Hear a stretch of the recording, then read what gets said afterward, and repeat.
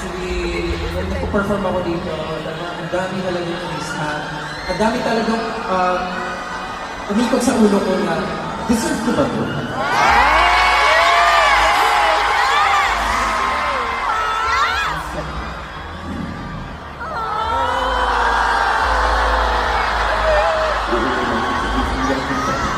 Kaya,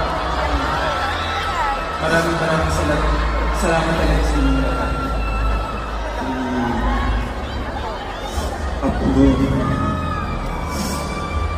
뭐 훈련을 보여드리는 그런 모습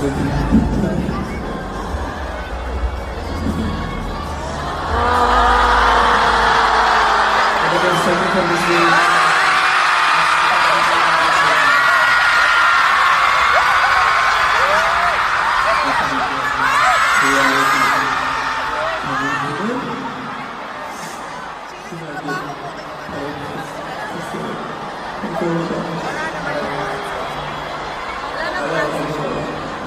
maraming salamat. Maraming salamat sa inyo na dahil sa inyo ang ring namin ay always been nag-pray. Kaya maraming salamat sa inyo.